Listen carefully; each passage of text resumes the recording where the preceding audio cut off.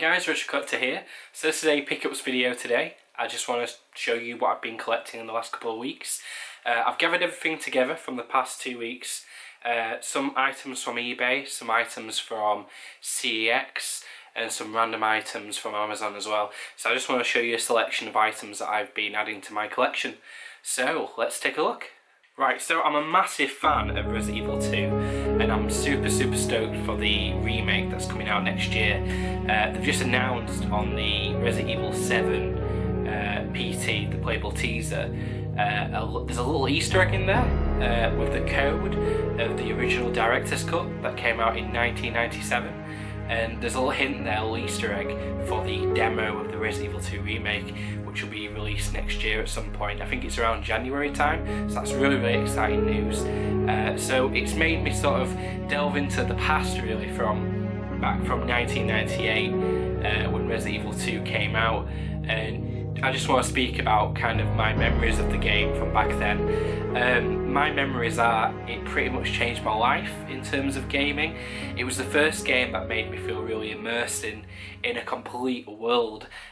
Tomb Raider certainly started that kind of feeling, but Resident Evil 2 really sort of cemented that kind of feeling of being in a complete sort of world, completely immersed.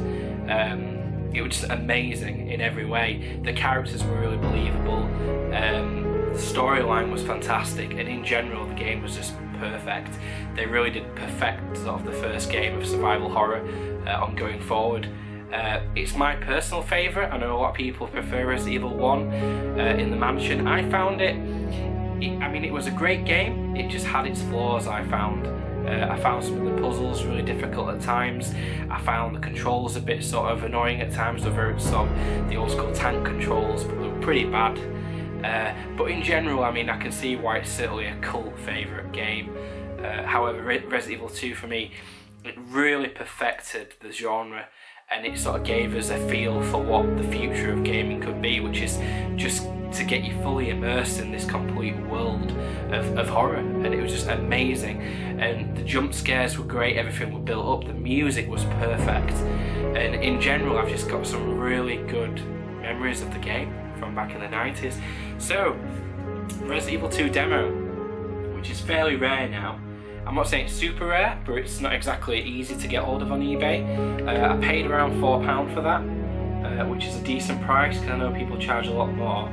So this demo disc, Resident Evil 2, was something I got back in 1998. I was around 11 years old, and I remember being in my dad's car and we got this magazine and we got the demo disc, and I remember just being really excited for what gaming could be. It was the first time I was really infused by gaming.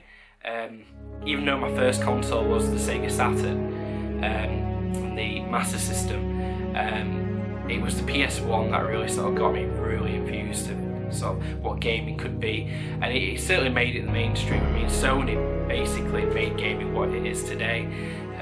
They certainly sort of perfected what Nintendo had back in the 90s. So let's go back to the demo disc. So we've got Gex 3D, Rascal, Resident Evil 2, Dynasty Warriors, and what's this? Yerosi.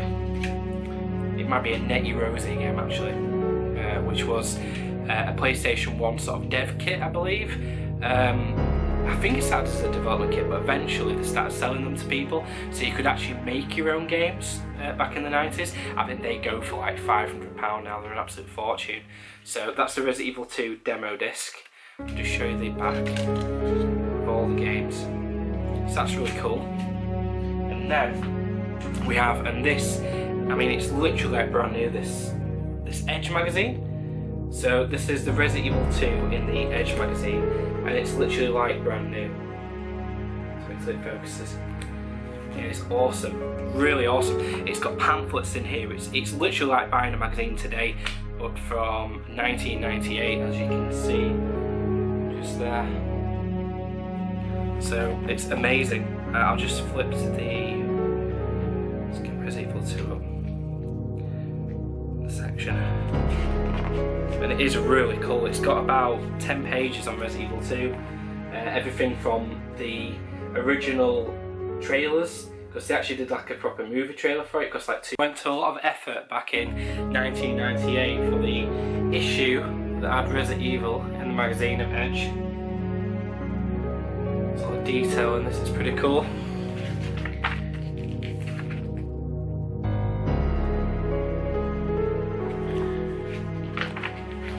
So yeah, I'm a big fan of Resident Evil. I love Resident Evil, I think it's awesome. Driven, which is on the PlayStation 1, which is a classic racing game. It's not a standard racer. The specialty of this game is that you can drive anything. You can drive Formula 1 cars, you can drive rally cars, you can drive Ferraris, that kind of thing. It's across a whole spectrum of cars. And I remember it being a lot of fun. I remember it being very varied. There was a lot about the game. There was a lot of substance. It is pretty cool. So that's Total Driven. We have some games here. So we have on the PlayStation 2, we have Driver 3. Really cool game. Very similar to GTA. They sort of adopted the GTA style. Once GTA 3 got really popular on the PlayStation 2. I won't say they copied it, I'd say they did something quite similar. I mean, you could say Saints Row copied GTA, but they've kind of done their own spin on things, which is pretty cool. So, SSX on tour. That was a pretty cool game. I love my SSX games, I've got them all now actually, I think. This is a classic on PlayStation 2, however I had this on the Dreamcast originally, which is Silent Scope, which is from Konami. It's an awesome arcade shooter. Unfortunately I don't have the sniper.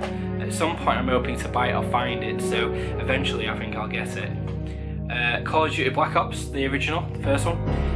Really cool, lots of good memories of this game. I know it's not exactly retro, however it's quite old now. The memories of this game I have is multiplayer. The map's been pretty cool. It was the first time I actually had a Call of Duty where I felt the multiplayer maps were just as good as the Modern Warfare maps, which were a first for me, especially the fact it's from Treyarch. So the other cool things about this game is like the kill streaks as well. Like you used to have like an RCXD car, which is like a remote control car with an explosive on the top. That used to be so much fun once you got that as a kill streak, to just go around. You could like go into little tunnels and stuff, and it was pretty cool. It was a lot of fun. So Black Ops. So yeah, some good titles, a range of titles there. I didn't pay very much for these games. Silent Hill I paid 25p, which is just ridiculously cheap. Driver 3 I paid £1. Black Ops £2.50. SSX on tour 75p, and Total Driven I paid, I think it was £3 on eBay. So fairly. The Edge magazine, there was a trader in Leeds and he wanted £30 for the Resident Evil edition, which I found just absolutely extortionate. The one I have, which is literally like a brand new magazine, I got off eBay for £5, so dead chuffed about that. It's so nice to have it in my collection again. I mean, this is what really inspires me to collect sort of retro stuff, because it's so nice to own the stuff you had as a kid. So to have that again, it's just great, and it brings a lot of happiness to my life. Just having that kind of element of happiness that I remember as a kid, and it is really, really cool. So yeah, really glad to have these bits in my collection again.